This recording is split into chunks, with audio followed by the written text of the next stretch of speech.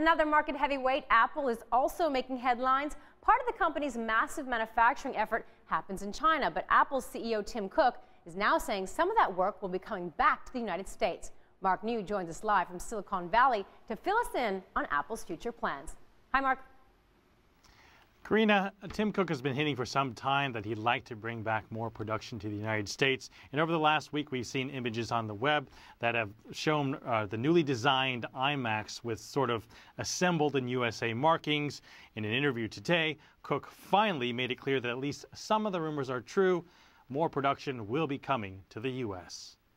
Was a little different in Barack Obama. Technology analyst Rob Enderle watches Tim Cook's first TV interview since becoming CEO of Apple. We've been working for years on doing more and more in the United States. Next year, we will do one of our existing Mac lines in the United States. Not unexpected. Apple's trying everything they can to turn around their fortunes, which have been declining of late. So saying that they're going to build some stuff in the United States is certainly an important step. For me, though, I think it'd be much more important if they built a high-value product. High-value products will be things like iPads and iPhones, hundreds of millions of which are currently manufactured at Foxconn factories in China.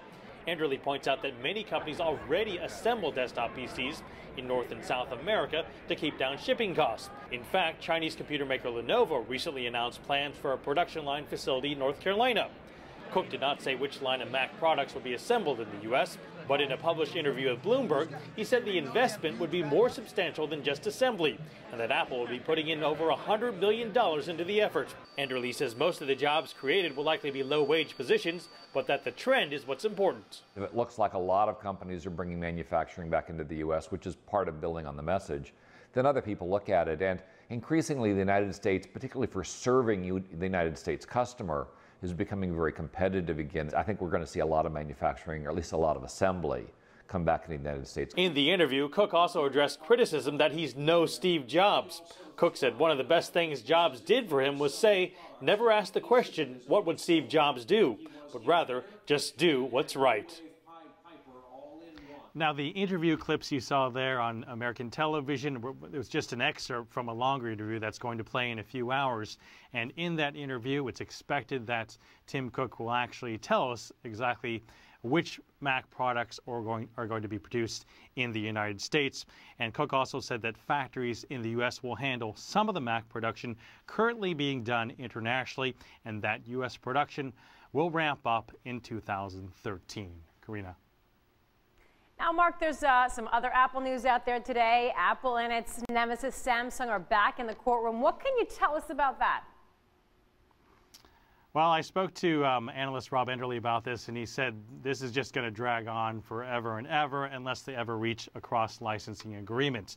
Apple and Samsung are indeed back in San Jose federal court once again.